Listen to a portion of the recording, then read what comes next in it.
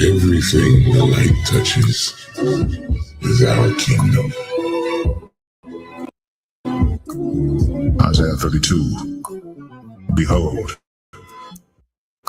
a king shall reign in righteousness, and princes shall rule in judgment. And a man shall be as an hiding place from the wind, and a covert from the tempest, as rivers of water in a dry place, as the shadow of a great rock in a weary land.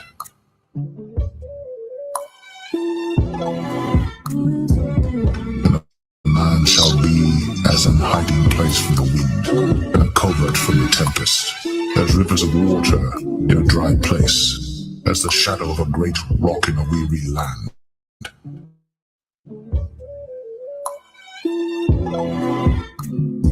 And a man shall be as an hiding place from the wind, and a covert from the tempest, as rivers of water in a dry place, as the shadow of a great rock in a weary land.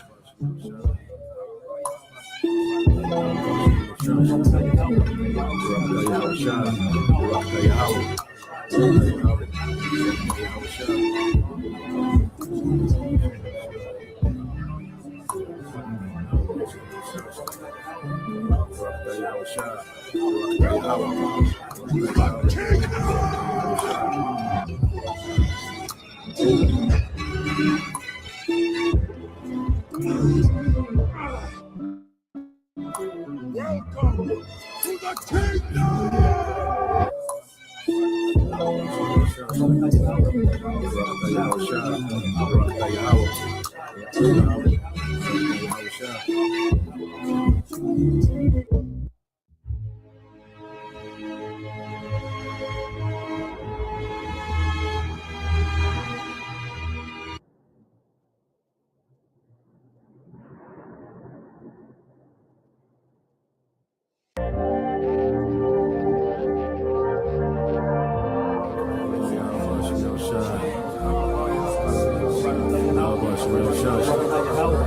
Barakatah Yahweh Shah, Barakatah Yahweh, Barakatah Yahweh, Barakatah Yahweh Shah.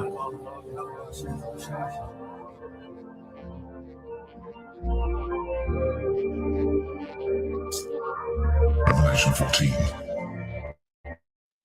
And I looked, and lo, a Lamb stood on the Mount Zion, and with him 144,000 having his Father's name written in their foreheads. And I heard a voice from heaven, as the voice of many waters, and as the voice of a great thunder. And I heard the voice of harpers harping with their harps. And they sung, as it were, a new song before the throne, and before the 4 beasts, and the elders. And no man could learn that song but the 144,000 which were redeemed from the earth. These are they which were not defiled with women, for they are virgins. These are they which follow the Lamb whithersoever he goeth. These were redeemed from among men, being the first fruits unto God and to the Lamb. And in their mouth was found no guile, for they are without fault before the throne of God.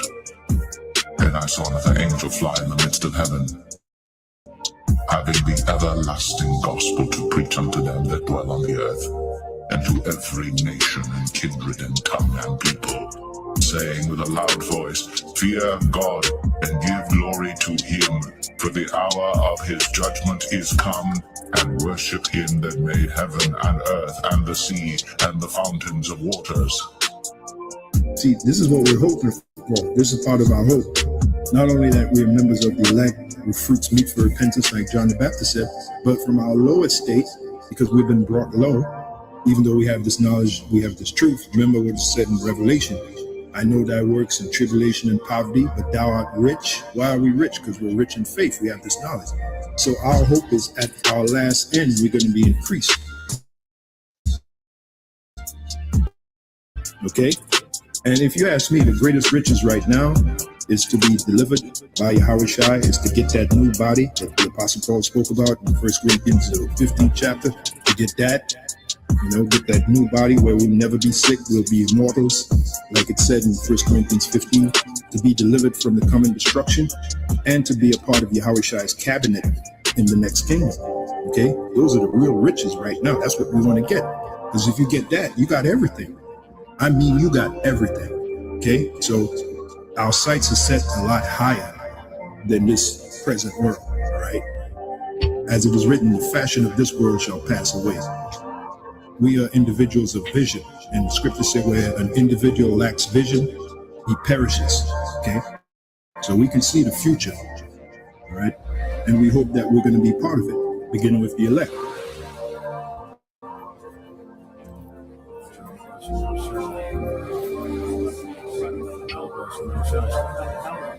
Barakatah Yahweh Shai, Barakatah Yahweh, Barakatah Yahweh, Barakatah Yahweh Shai.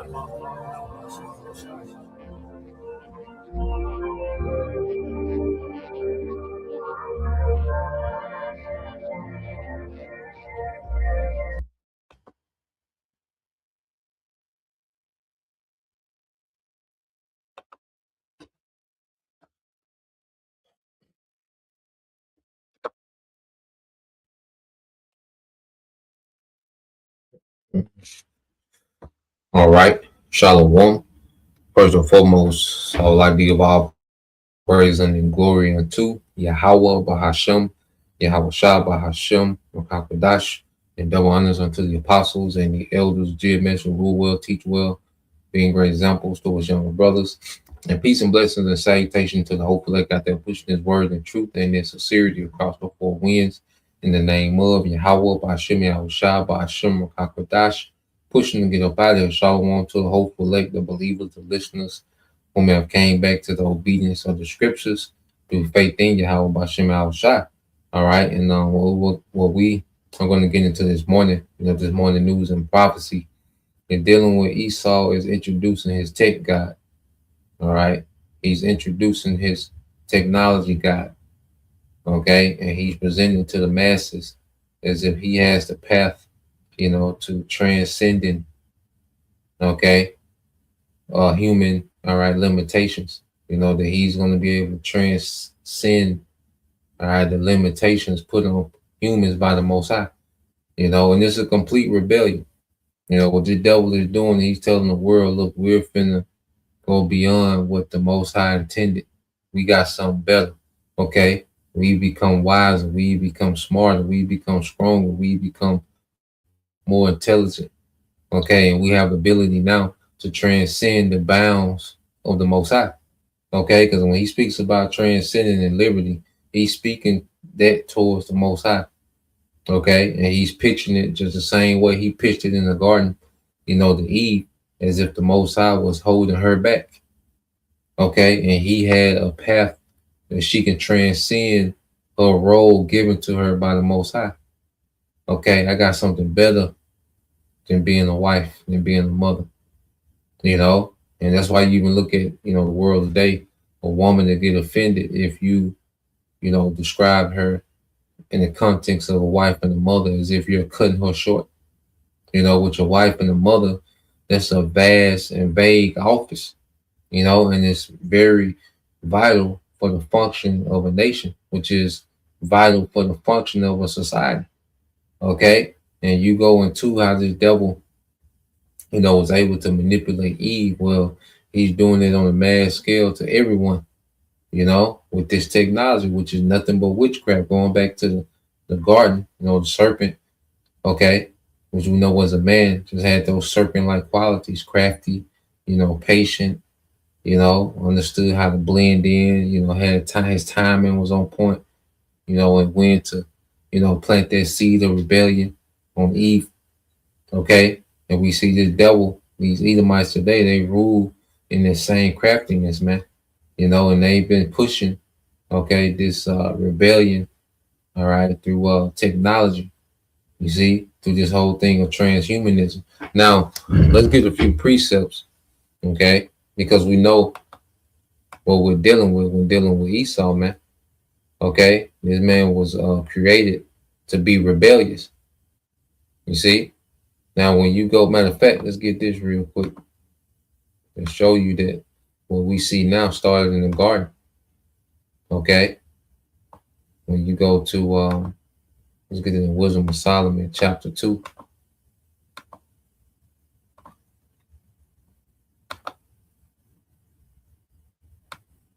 All right, so when you go into Wisdom of Solomon, chapter 2, and verse let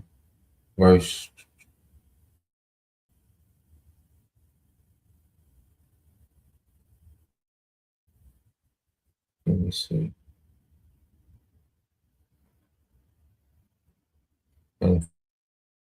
Back, I'm gonna start up a little bit. All right, now you go into Wisdom of Solomon, chapter 2. Speaks about these devils and their mindset.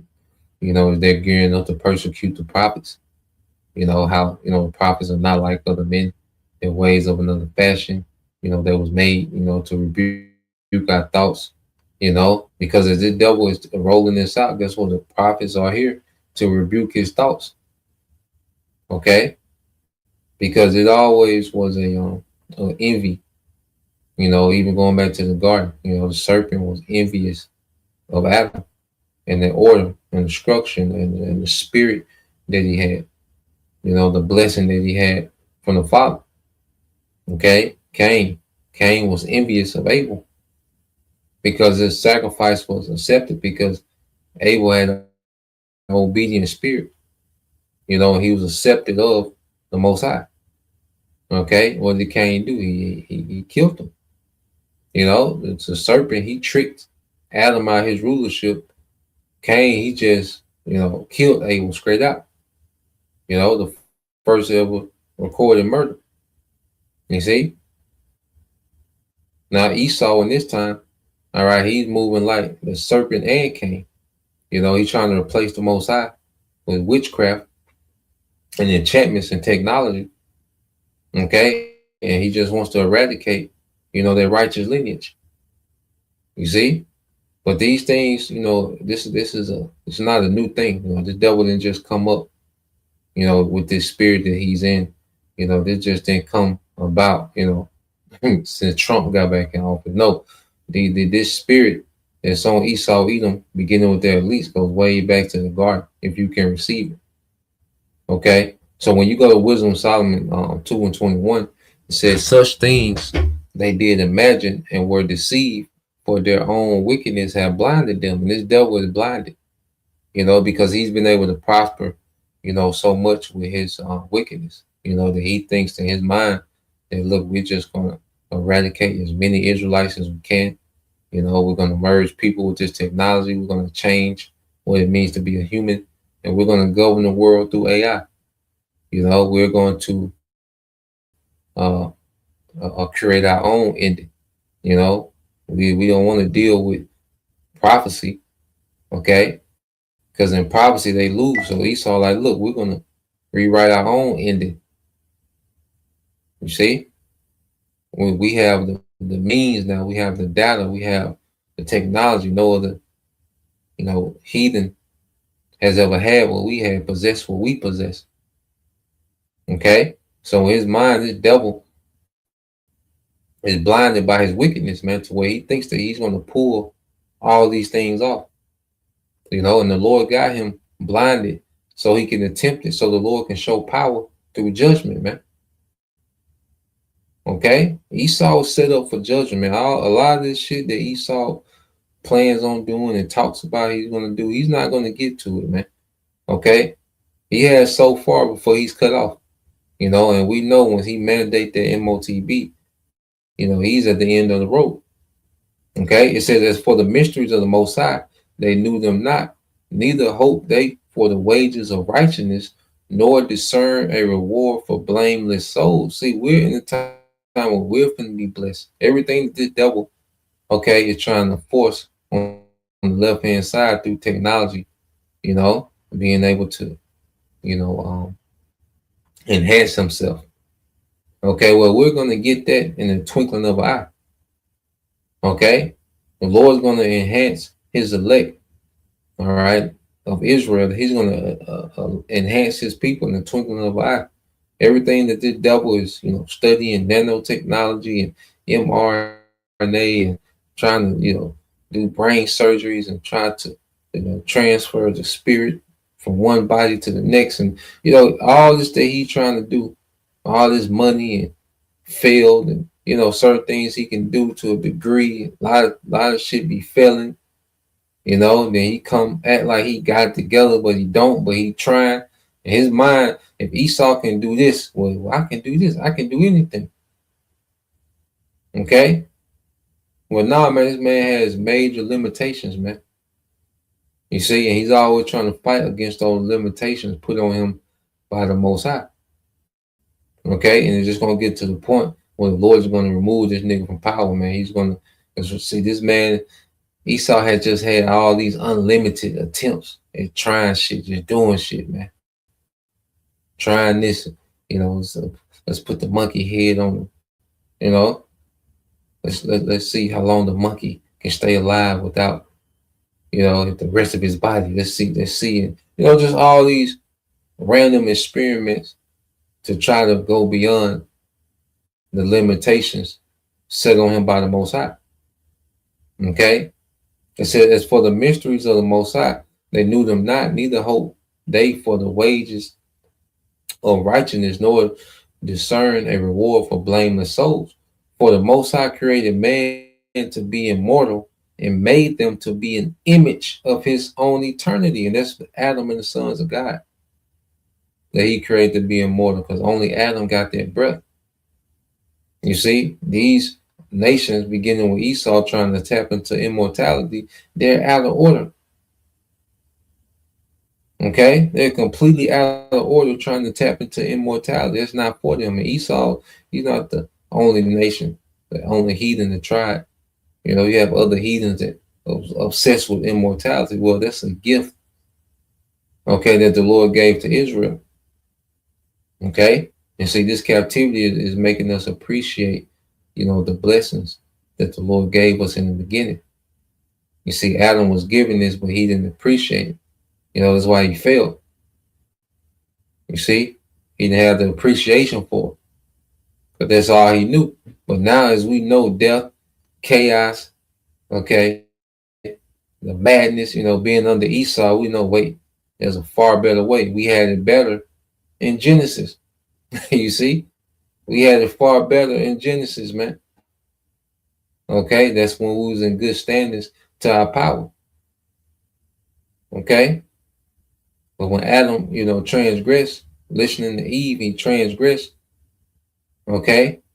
It's been a fallen state ever since. And these heathens in this fallen state, they've been trying to tap into the blessing that was promised to us, which is immortality, man, with Esau being at the forefront. You see? And that's why he's always doing all these crazy ass wild experiments. Because even the New World Order, that's just him beginning to experiment transhumanism on the masses, man. Okay, and he's going to have so much control that there can't be an uproar. His mind, look, I'm going to have so much control that I can just experiment on these niggas with this technology.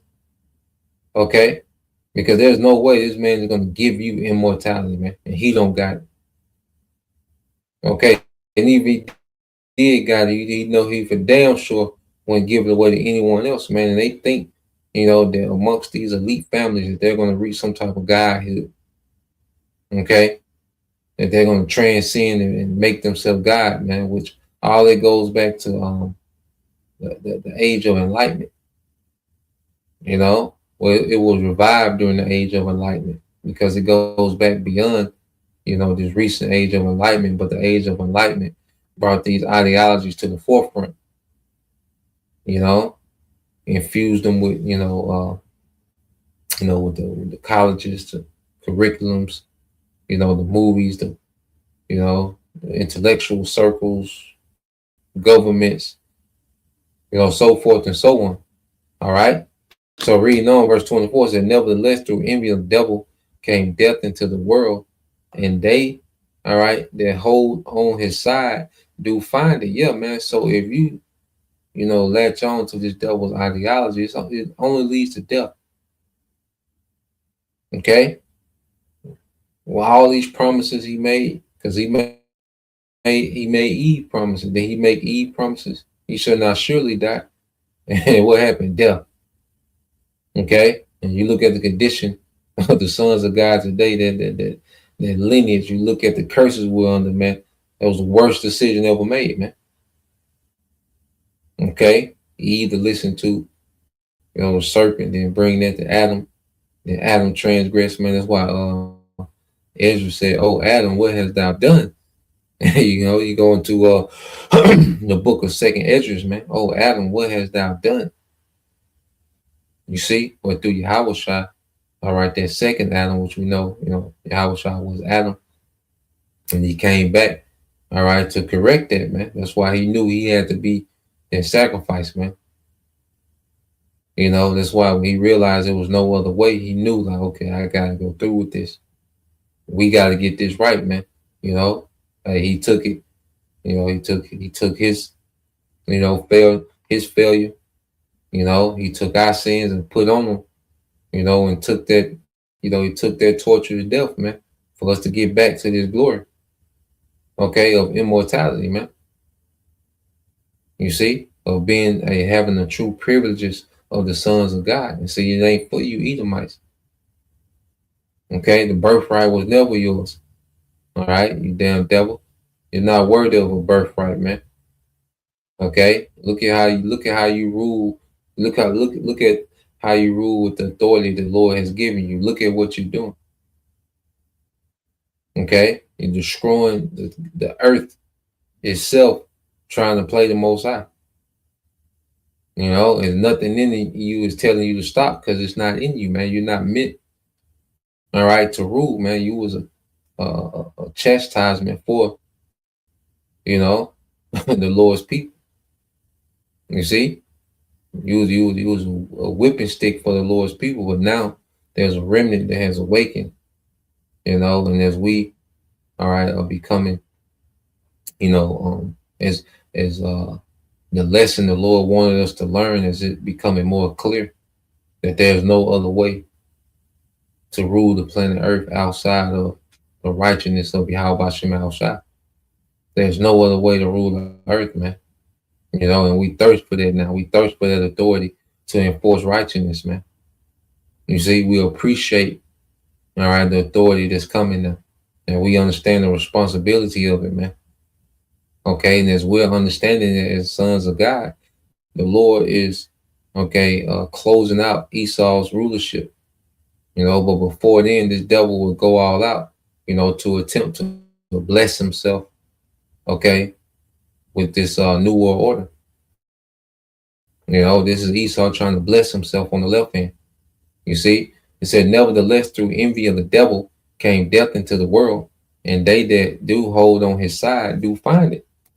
Okay, so it's through, Esau, which we know was Cain, which we know, all right, was a serpent, all right. It's through this nigga comes death, that brought death to the sons of God. You see? Because of what? Because of envy. And right now he's trying to do everything in his power to bless himself with our blessing, man. And it's gonna fail, and it's tacky. It's tacky as hell, man. And this nigga, he got things that he can do, but a lot of things this nigga just be capping, man. There's a lot of things that this devil can't do, man. It's a lot of things he can do. It's a lot of things he can't do. Okay? And it's very tacky how he's trying to go about this new world order, man, and trying to bless himself, with immortality. Okay? Now, let's see. Let's go from there. So let's get this first video.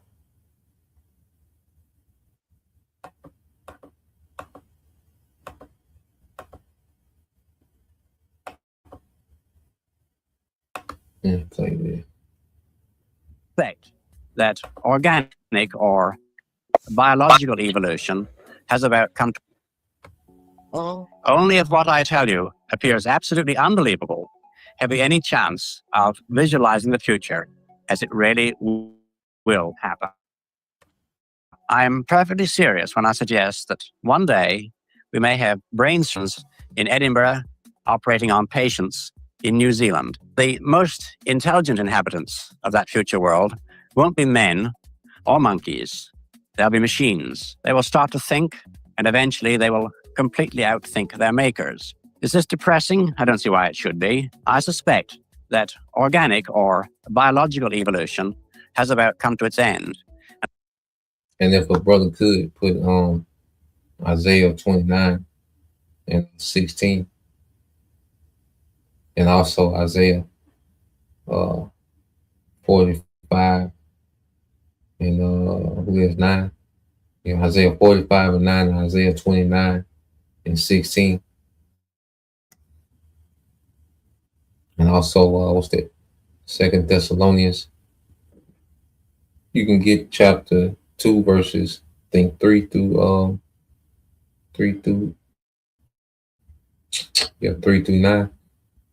And we're now at the beginning of inorganic or mechanical evolution. And that is why the future is so endlessly fascinating. Because try as we can, we'll never outguess it. You would prefer the human race to endure, right? Yeah, You're hesitating. well, Yes? I don't know. I would. This is a long There's so many hesitation. This is a long hesitation. There's so many questions implicit Should in the this. human race survive?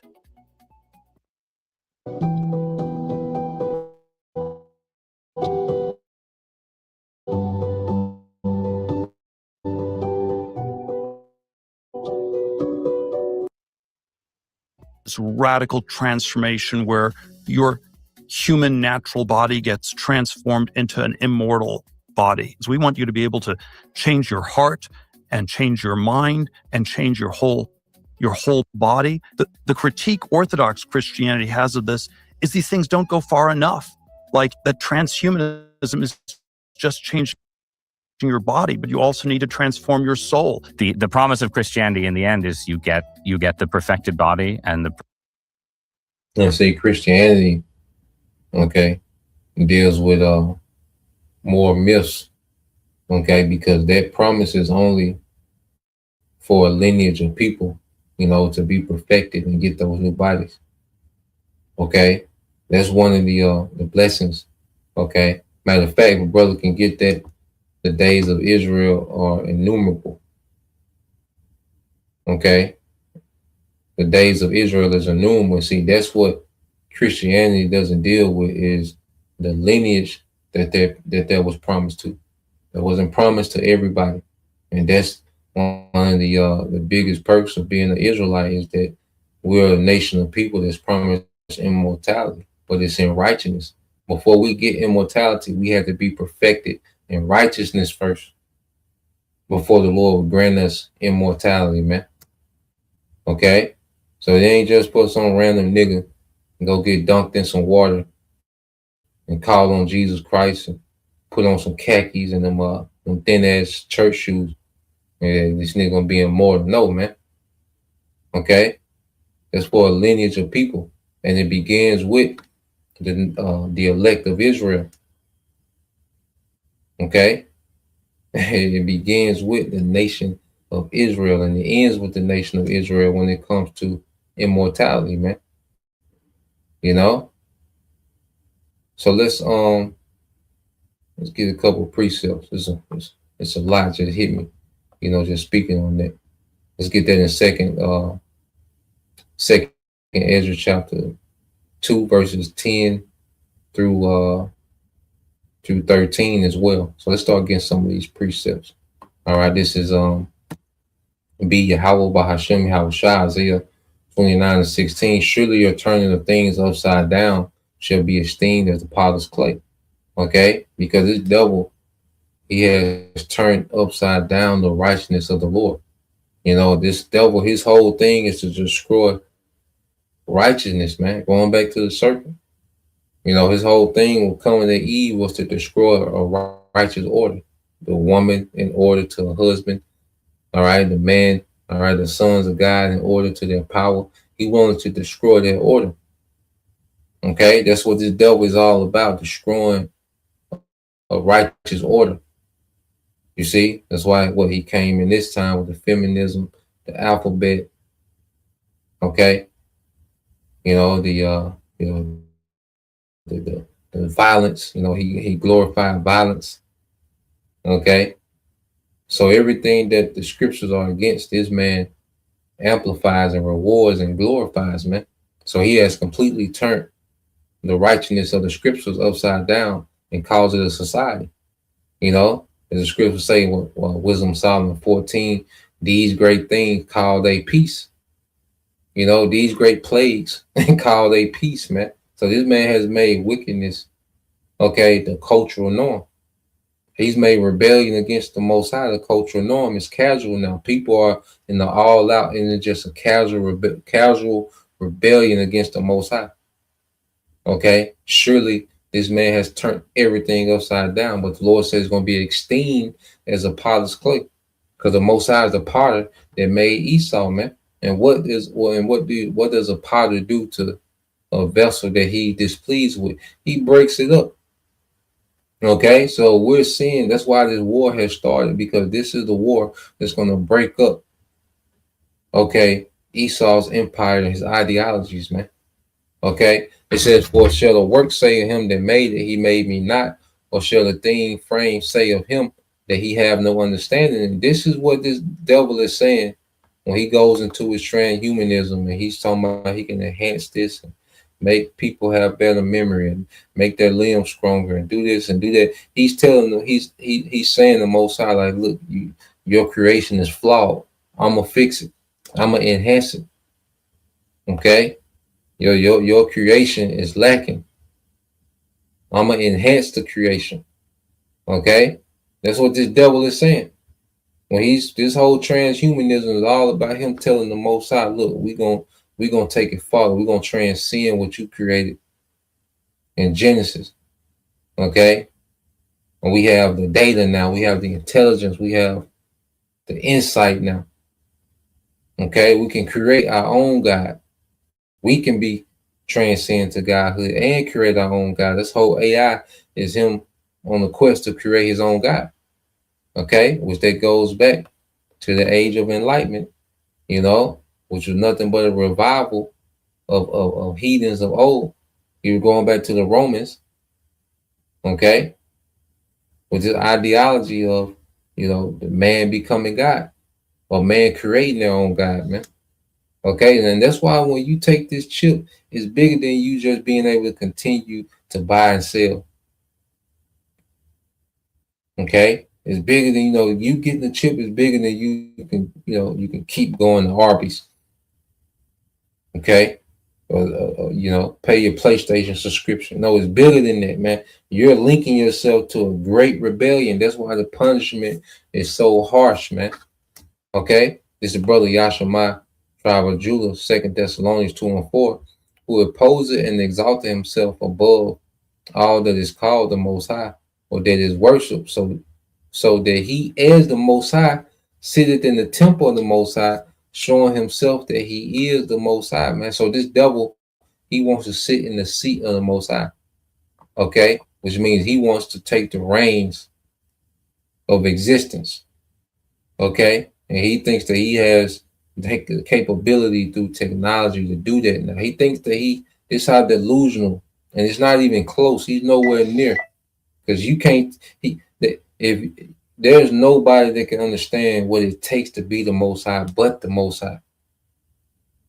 You see, Esau think that okay, if I can watch everything, if I can put a device in everything, I can be the Most High. It's far more complex than that, being the Most High.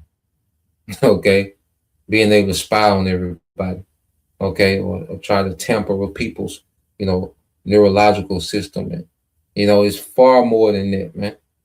Okay, but this devil, he thinks that he can sit in the seat of the Most High. He thinks that he can handle the day-to-day operations of the Most High with technology, witchcraft, man. Okay, completely out of his goddamn mind.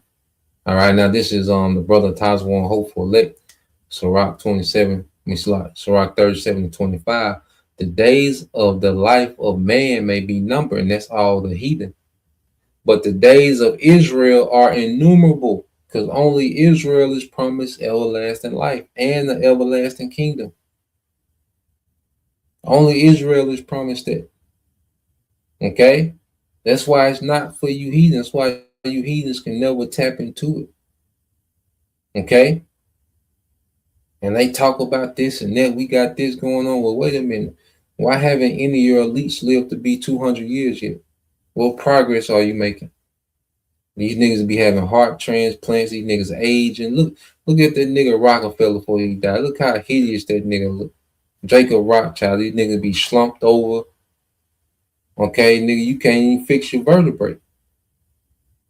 Okay, so you niggas ain't even made no progress like that. Okay, he got things that he can do, and he does. See, Esau he'll pull off something, you know, that's never be done, and he'll just make it seem like he just got it all figured out. Nah, man. If that was the case, why haven't any of these elites lived to be 200, 300 years? If you want to talk about immortality, and nigga, you ain't did 200 years yet, all this time, all this technology, all this money you done put into it, and you ain't nobody lived 200 years yet from you elites. And you know how Esau is, man. A proud nigga, man. If he was able to live 200 years, man, he would show that off to the world, man. Okay? Because it would do wonders for persuading people that he got it figured out, man. But nah, man. The days of Israel are innumerable, man. We're going to be the only immortals in existence, man.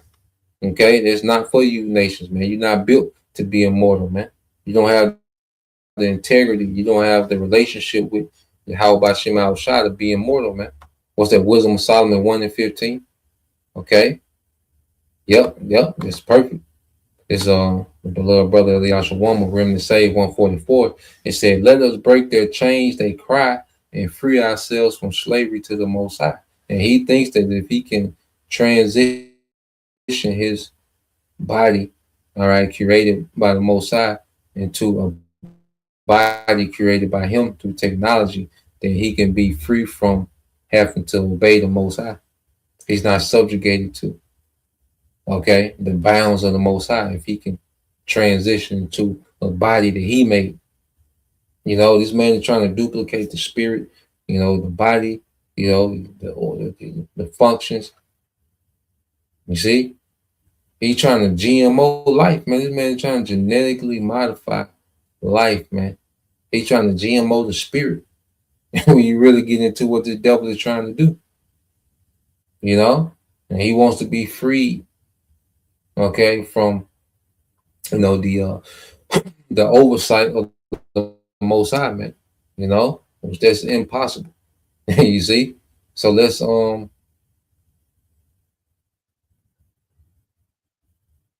keep going. Yeah, this is the brother servants of Yahushua 144. And it says, woe unto him that scribeth with his maker. Let the potshare scribe with the potshares of the earth. Shall the clay, all right, let's like it says, shall the clay say to him that fashioned it, what makest thou, or thy work? He have no hands. And this is Esau. He's trying to scribe with his maker now. Okay? You see, Esau was dominating when he was just, you know, ruling over the nations of the earth and throwing his weight around in the earth and his influence and his ideologies. And, you know, he was a god of this world, you know, when he was in his lane. But now that he wants to replace the Most High with technology, see, now he's way out of his weight class. Okay? And when the Lord decides to hit back, he ain't gonna be able to stand it. Okay, all this questioning, you know, and it's very disrespectful how he's just questioning everything about creation, and he's speaking from a place as like he's when he speaks about, you know, man, a post-human age, you know, with AI and technology, there's gonna be a post-human age. Okay, well, he's speaking about, okay, look, we're gonna outdo the Most High. Humans are old. The creations of the God of the Bible well, their creation is played out. We got something new. You see, that's him telling the creator, like, look, we got something better that we finna roll out. Okay. So let's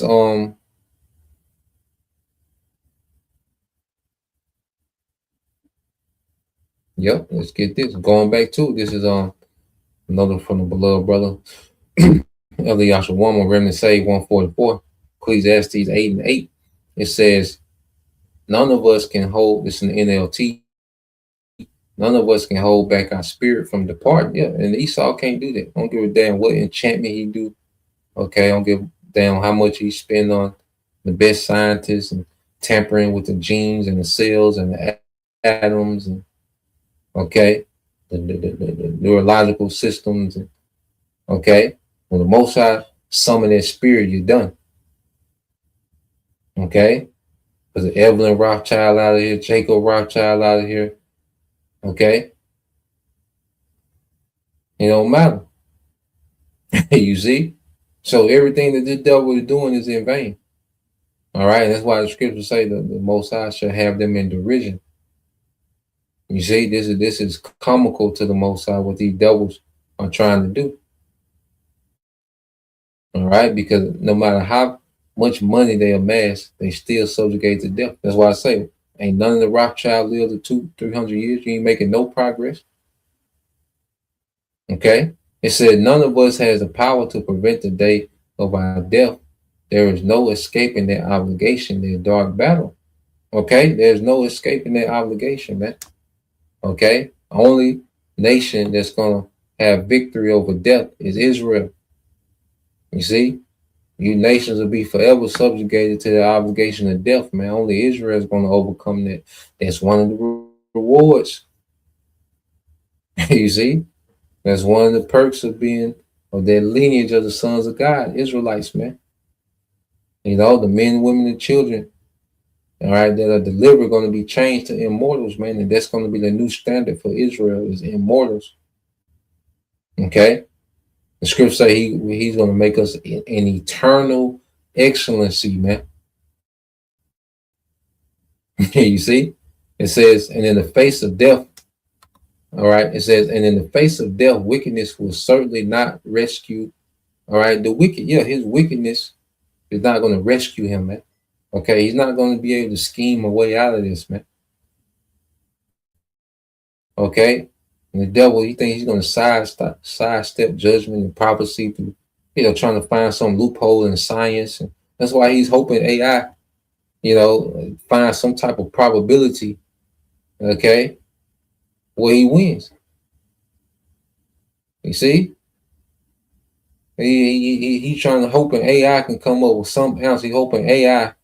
The AI that he has, because we know he got all the, you know, the super machines and so forth. Okay, the super AI, you know, and he's hoping that it spit him out an answer. Okay, some type of probability of him winning, but there ain't none. You through, man. Okay, you at the end of the road, man. All right. So let's play a few more. Like I say, well, brother could post that in post 2nd Esdras chapter 2, verses 10 through 13, Baba Bashar. Let's play some more of this. Perfected soul through God's grace, and the person who tries to do it on their own with a bunch of machines is likely to end up as a dystopian character. Could, help people that have brain or spine injuries, restore, enable people who've never spoken for years to speak again, give people eyesight who have lost both eyes or the optic nerve, or maybe have never even seen at all. And you can enable people to walk again, which I think is profound. I mean, these are kind of Jesus level things, let's say like when technologies are getting like Jesus level miracles, You've got multiple deities here if these are Jesus level solutions. Yeah. Which one do you serve? The reason OpenAI exists at all is that Larry Page and I used to be close friends, and I was at his house in Palo Alto. At least my perception was that Larry was not taking AI safety seriously enough. He really seemed to be one sort of digital superintelligence, basically digital God, if you will, as soon as possible. For generations, humanity imagined the machine as something outside of us. We drove machines, we operated computers, we carried telephones, we used technology as a tool. But transhumanism proposes something fundamentally different. What happens when the machine is no longer in your hand, but inside your body? What happens when technology no longer simply assists humanity, but begins to redesign humanity itself?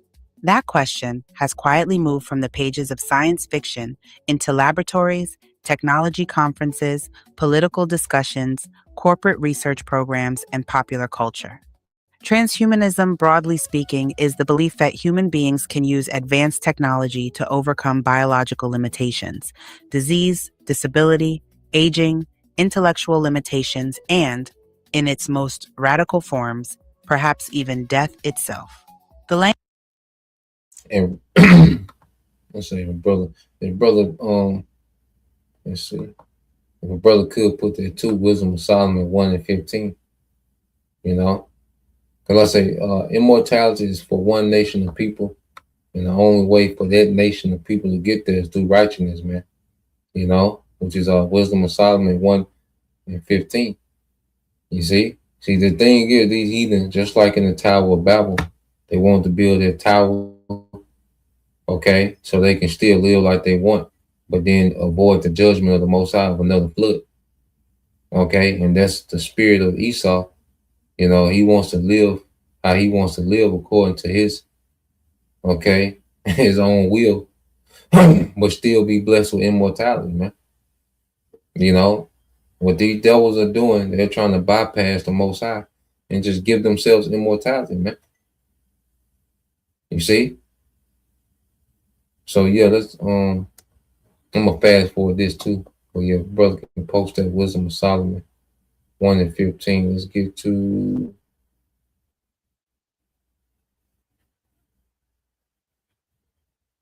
let's say about the 8-minute mark.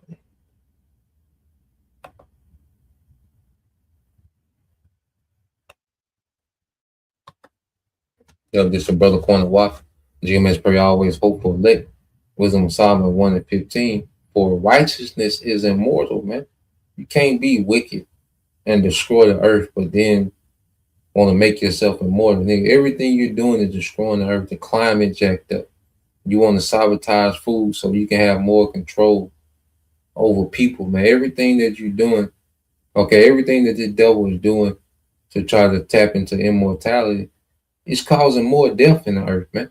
That's why I say it's counterproductive. Esau is counseling himself out. He's making the earth uninhabitable. Okay, but then speaking of immortality, but he's making the earth uninhabitable, man. Okay, you see how counterproductive that is, man? Okay, the foundation of immortality is righteousness, man. Okay, there's a way to live forever. Okay, and the Lord is going to put that in. That's going to come, because what's going to come with the new bodies is righteousness. That's what's going to make those new bodies immortal, is their righteousness, man. Okay, and you can't go around there. You can't, all right, find a loophole and surpass righteousness, surpass the will of the Lord, and tap into immortality, man. Okay, but we know a lot of people that said scripture say the simple believe every word. So let's play some more of this. Really doesn't have much meaning anymore. All sorts of forms and that will evolve in the future. In the future, we will be able to sculpt our bodies like living sculpture. Our bodies could be beautiful electronic designs that shimmer prismatically in the light, in the morning light. After all, the body is an extension of fashion. It could become a piece of marble on one hand and then totally mutate into some fluid type of luminescent snake-like quality. You can rearrange the human body and try to make humans fly, even though humans are very heavy. Not just trying to take an injured human and returning them to normal, but taking a human and making them superhuman, making them go beyond. If our children can be more intelligent and healthier and live longer lives through altering our genetics, why would we not want to do it? We might one day duplicate man, his form, his body, his actions and reactions. We want to stay the most advanced beings. There seems to be only one solution: to become robots ourselves. Human as a design is a wonderful design, but humans as a design have some faults. Whether we like it or not, we're becoming cyborgs. We're becoming transhumans. Transhuman is an evolution from human to post-human, where we're no longer exclusively biological. Are we walking around naked? No, we have clothes. We have eyeglasses. We have earplugs. Now, these are very, very basic, early add-ons to our biology. Prosthetic parts. Inorganic hearts. We will see much more advanced prosthetics in the years to come. Eventually, we'll have entirely prosthetic bodies. I think we'll gradually integrate more and more technology into our bodies. We'll be replacing our organs with more efficient organs. We'll gradually replace this neural tissue because it dies off after a while. So eventually, I think we'll replace our brain cells with essentially computerized parts. They'll be much more efficient, much more powerful. Dr. Theodore Berger is head of the Center for Neuroengineering at the University of Southern California. They have collaborated to develop a chip that can replace parts of the brain, or, on a longer time frame, add more brain power. The chip is presently being tested on animals. One problem that remains is how to connect the chip to the brain. It's a conservative statement to say that by 2025, we'll be able to look inside your brain, see everything that's going on, all the interneuronal connections, all the synaptic clefts, all the neurotransmitter strings, and then reinstantiate that information in a neural computer of sufficient capacity and create basically a copy of the thinking process that takes place in your brain. To transfer your mind to a computer, this seems to be the ultimate dream of many scientists. To liberate us from our old body that is becoming obsolete in this technological world. So it's a There you go, to liberate from their old body. Okay, to liberate from their old body, man. Okay, we're going to let us break these chains from slavery to the Most High. And he thinks that if he can transition out of this body to a body that he made, that he's free, he's liberated. Okay, from the authority of the Most High. Okay, he's liberated from being subjugated to prophecy because he has created something new. Yeah, he's a big dreamer, man. And so there's certain things that he can do, man. But there's a lot of things he can't do, man. You know, a lot of times he just be wishing and just capping, man. You know. Nah, man, nigga, you finna get out of here. That's why the war started, man. The Lord done got the war started, and that's putting pressure on the devil to go ahead and do what he need to do, man. You know, the Lord got the war going the way that it's going, and putting pressure on the devil to do what he need to do, all right, before he's removed from power, man. Okay, nigga, you ain't got all the time to do all this shit you trying to do, man. Okay, cause the crisis and then collapse the dollar. Make the MOTB mandatory, nigga, and let's go. You know, go ahead and crash the economy. Blackouts. What you gonna do? Mandate the CHIP, and then let's see where you stand then when you do that. Okay, so let's play some more of this. a difficult time to predict what these new humans will be like, but I'm anxious to wait 50 years to see what the answer is. The ultimate goal is to create robots as small as viruses, called nanobots. These nanobots will be more intelligent than today's computers. Nanobots could be injected into the bloodstream as a kind of cleansing team to kill cancer cells, for example, or to carry out other kinds of maintenance work in the body, or even to modify the DNA code. We will be able to program nanobots to reproduce themselves, just as all natural creatures do. They will then be able to grab material from their environment and use it for making copies of themselves. Molecular nanotechnology will allow us to change matter at the most fundamental level. It will allow us to build just about any kind of structure to our exact specifications by moving individual atoms. This sounds like a world of magic, where all that we imagine becomes reality. But the role of the good fairy is taken over by robots so minuscule that we cannot see them. We program them to grant all our wishes. We will be able to inject a certain number of nanobots into our bodies, where they will locate our brain cells and copy their functioning. We will have nanotechnology to control nanotechnology. And it will also provide the ultimate escape route. With no effort, we will get a hardware copy of our consciousness that will then send a software copy to a computer. Then we will be ready to leave this planet and start the exploration of the universe. What is our place in this magical world where everything can be transformed? How will people deal with such a future? Let yourself upload to a network of nanocomputers and let the wind carry you. it's important to recognize that the post-human epoch is coming. You can see it written in the pages of magazines. It's the word of the prophet is on the subway walls here. We really, really do want to violate human limits now, and we're getting closer and closer. You're no longer human doesn't mean you don't have the same personality problems that you did before. It doesn't liberate you from yourself. It probably makes you more than you were before. Music and the machine-human aesthetic. The imagery has also entered music and celebrity culture.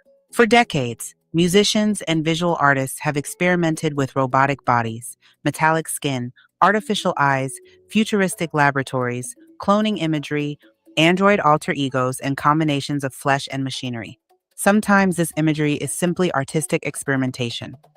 Sometimes it represents alienation, technological anxiety, sexuality, power, or futurism rather than literal advocacy for transhumanism. But culturally, something significant has still happened.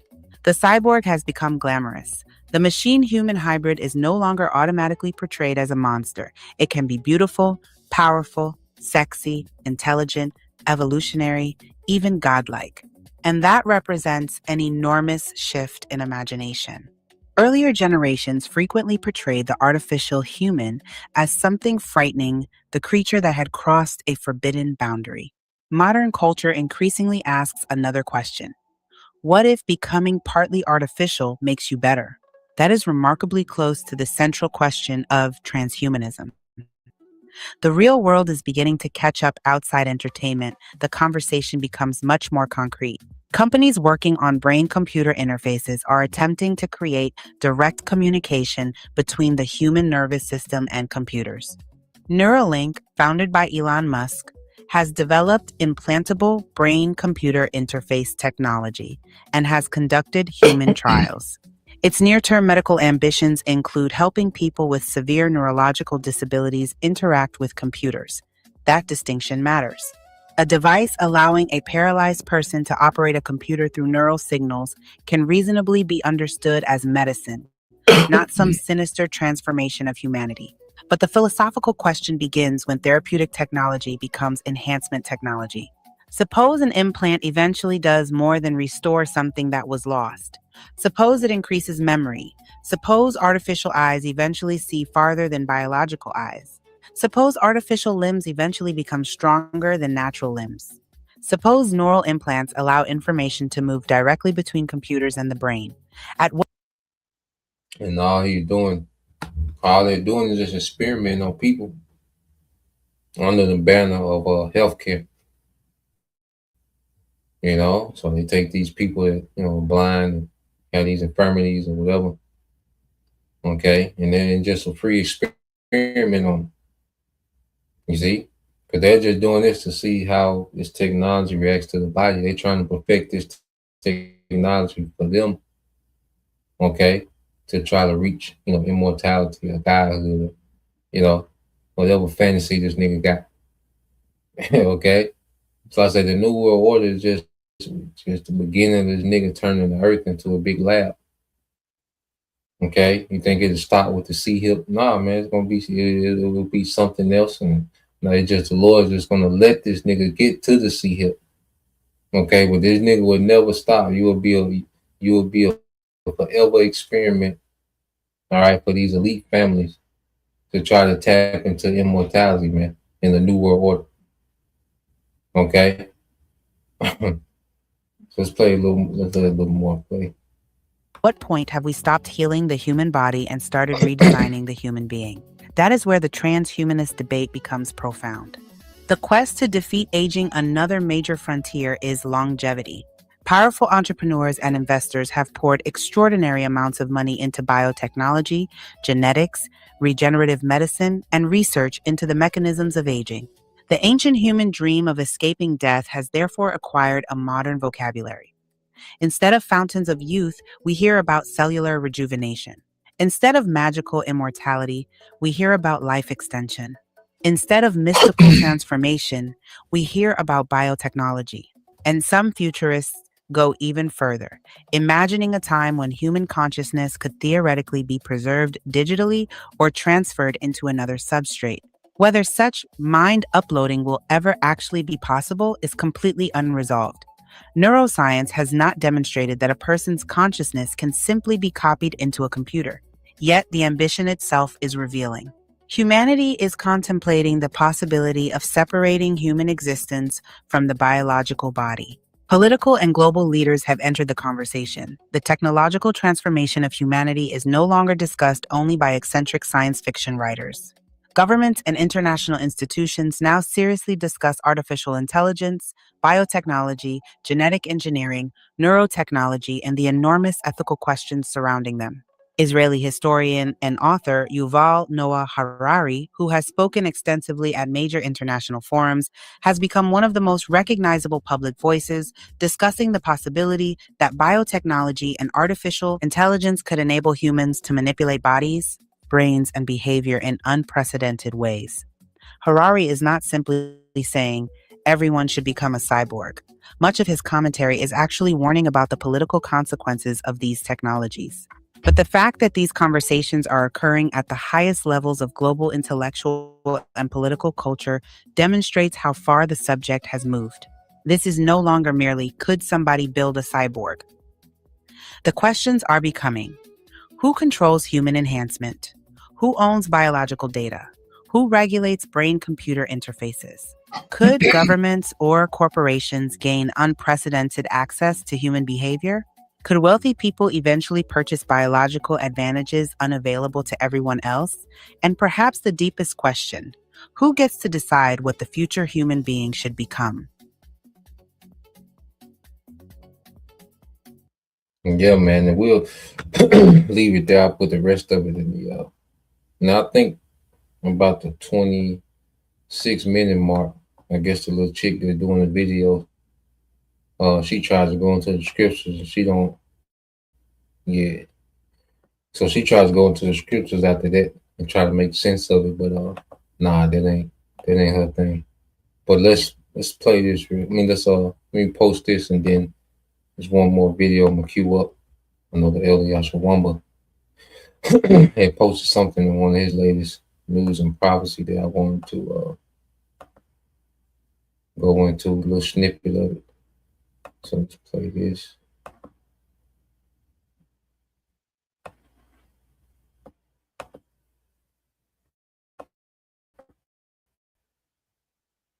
All right, this is from Eliasha Wamba, latest news and prophecy. All right, order out of chaos. The missiles make more sense day by day. You know, and that's the only thing left is disruption. We have to look at, as we looking at this man and what his talking points and what he's trying to do, and where he wants to go with this thing, man. It's just time for the destruction. That's why the Lord has started. All right, the war. The war is locked in. You know, ain't no getting out this war. It's locked in. So this devil, all right, has to come on with his move, man. Okay? So, because the war is going to lead to the nuclear destruction. It's going to lead to the second coming of Yahweh Shah, man. You know, to execute judgment and righteousness in the earth. Now, let's go. Let's see. Get it up. Yep, this is the brother beyond Yashala, Psalms 144 and 11. It says, rid me and deliver me from the hand of strange children, whose mouth speaketh vanity, and their right hand is a right hand of falsehood, man. Okay? So this devil, you know, he's speaking nothing but vanity, man. This new world order is all vain, you know, because first it's not ordained by Yahweh by Shema Shai. Okay? So it's doomed from its conception. You know, so no matter what, you know, achievement this day, you know, it don't matter. It doesn't matter what scientific achievement that the devil was able, you know, to bring to pass. It's not ordained by Yahweh by Shema Shai. It's going to be rejected, just like the sacrifice of Cain. Okay, it was rejected. You see, so Esau, his new world order is finna get rejected, man. Okay. Let's see. I see that you post Second Edges 2 and 13. For Baba Kashaf, you can post Second Edges chapter 10, 11 and 12 as well. That's second Ezra chapter 10, 11 and 12.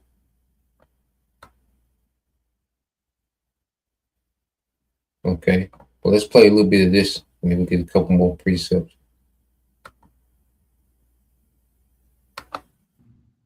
All right. Well, good. Okay, well, good. They bring it all out.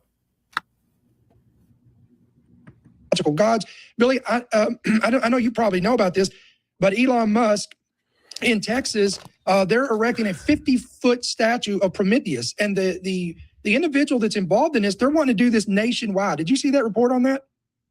Well, a lot of this behavior that you're mentioning with referring to the other gods is not a surprise. Elon Musk, by the way, we dealt with him in a massive mega detail. If you haven't seen our study, it's a 2-part documentary book, DVD set, The Global Elites. Of course, they're selling, making, making money. But okay, all right, whatever. And the Antichrist. And in volume 2, I took a deep dive on all things Elon Musk, and he is not our friend. And I found 11 direct parallels, 11, not 5, not 2, 11 direct parallels of the business ventures he's involved in that are exact parallels of the Great Reset agenda. So this guy is building the global beast system. You can't escape it. Most people are catching on to the Starlink, the Neuralink connection, but it goes way deeper than that. I also deal with the background of these global elites, including Musk. And I don't know how to put it other than it's dark and it's satanic. And if you want a taste of it, just go take a look at one of his many wives. And he's, I think, fathered 13 children now or something like that. And one of them was Grimes, very satanic. Man, why you would link up with that? But you look at his mom, Mae Musk, involved in modeling. Go look online, general search. She's doing some freaky occult stuff and all kinds of stuff. So that's a part of his heritage. So my point is, so combined with the occult background that a lot of these elites have and are still involved in, by the way, and that came out in the Epstein files, but also combine it with their belief of transhumanism. And part of the belief in transhumanism is that they're the new gods on the planet. And so, shocker, why would they pick, mythological characters, demigods, and godlike creatures to name their programs and things of that nature and to honor themselves? It's because this is the same mindset. It's coming from the same root. Right. Now, since you've opened that can of worms, let's dig a little bit deeper on this. So it's not just Elon Musk, but it's Peter Thiel, it's Larry Ellison. We know them three, amongst others. All of them has this this endeavor to push humanism. That's like their goal. And it's Now, humanism. All right. What are the roots? Is Rome the root of humanism? Now, when they were saying they wanted to erect these statues of Prometheus, well, let's get into Prometheus. Okay, and what is the story behind this guy? All right, there's nothing but Greco-Roman, deities. You see? So when you go to let's see. I'll just answer, what is the god Prometheus known for? All right, he said Prometheus is best known in Greek mythology as the Titan who stole fire from the gods to give to humanity. Okay? So it says key legends and associations. It says forethought.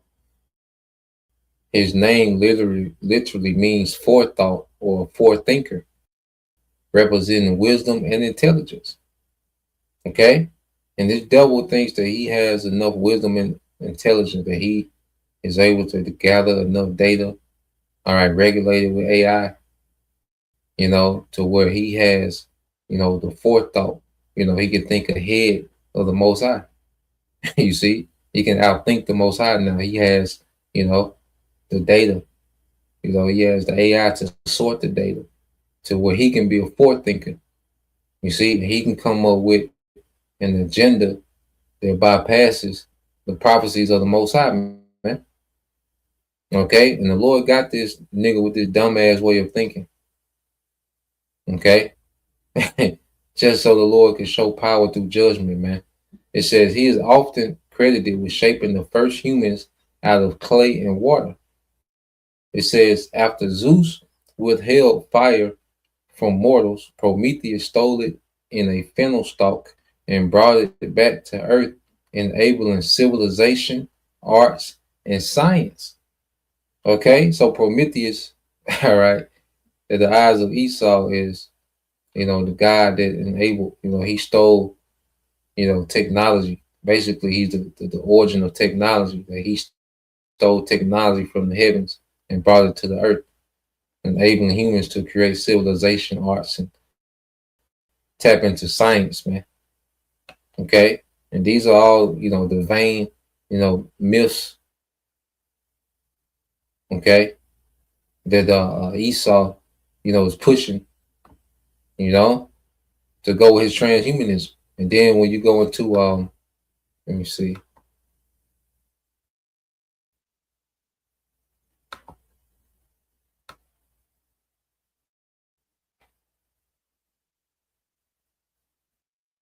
Yeah, I'll leave it there. Let's go back here. I'll say we can get a few precepts on this, brother.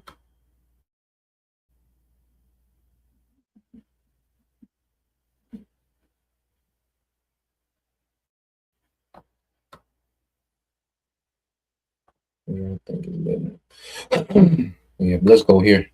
We'll go precepts, we'll close out. When we go here to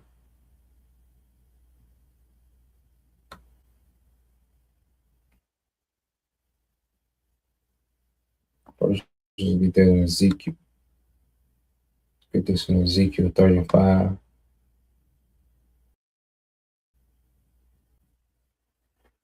Okay, because what we're seeing is Esau boast against the Most High. He's become extremely proud. Okay, as if he got this thing figured out. As if he's going to be able, to alter prophecy in his favor.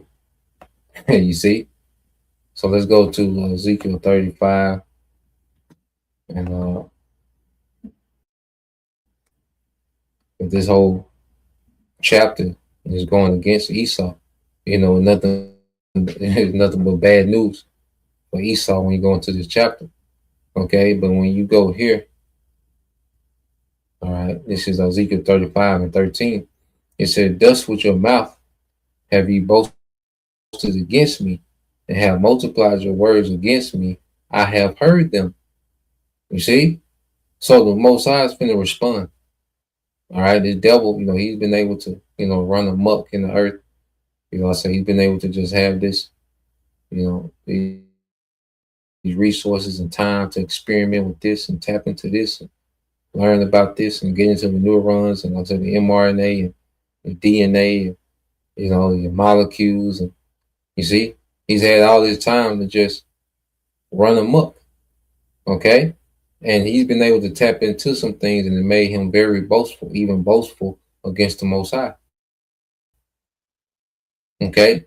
But the Lord is like, look, I have, thus with your mouth have you boasted against me, have multiplied your words against me. So he's multiplying his words against the Lord. So he's just going all out with it, saying this and saying that. We can do this and we can do that. And, why not? We can do this. We can make it better. Creation is flawed. I got it figured out. He's just multiplying his words against the Most High. And the Lord says, I have heard them. Okay? You see? So now what we're going to see is our power respond. And it's going to, and it's begun with the Lord allowing, this war. You see, verse 14, thus said the Lord power, when the whole earth rejoiceth, I will make thee desolate. You see? This is the end game for Esau, man, who's at the forefront of this rebellion, is that this devil is going to be desolate, man. This devil is going to lose everything. First, he's going to lose his power, okay, his wealth, okay, his liberty, all this liberty. No, you're going to lose that liberty, man. All right, and you're going into captivity for 1,000 years, and then you're going to become desolate as a nation, man. You're going to be eradicated. Okay, and these heathens will be subjugated to the right way. And the heathen, they're going to rejoice at the end of that 1,000 year, man. Okay, because they're going to see to the earth, the benefits of the earth in righteousness, man. Okay. that these heathens, after 1,000 years, they're going to be in the spirit of rejoicing. You're going to be eradicated, man. You see, and it's going to be a high holy day, the destruction of Edom out of the earth, man. You see, that's that serpent finally getting evicted out of the garden. Okay. This is verse 15. It says, as thou didst rejoice at the inheritance of the house of Israel, because it was desolate. Yeah, because we, were disobedient. The Lord made us cease to exist as a kingdom. Reduced us to slaves. Okay, and the devils rejoiced at that. Okay, it says, so will I do unto thee. Thou shalt be desolate, O Mount Seir, and all Idumea, even all of it, this America being destroyed, and they shall know that I'm the Lord. All right, Yahweh Bashim Al-Shah, because the destruction of America is the beginning of Esau's captivity, man. And it's going to happen in this third world war. So the Lord is beginning to respond to the devil. It's going to begin with these alliance of nations. It's going to take America off the map. Okay, which is going to usher in Yahweh Shah to destroy all the heathen, the militaries of the heathen. Okay, and put the remnant of the heathen in captivity. Okay, and that's going to be the beginning of the 1,000-year, period of righteousness. Okay, being reestablished in the earth. Okay, by Yahweh Shah.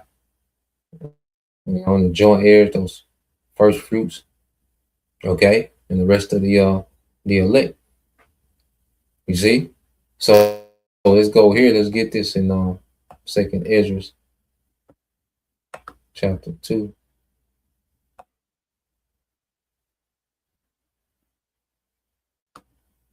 Keep doing it.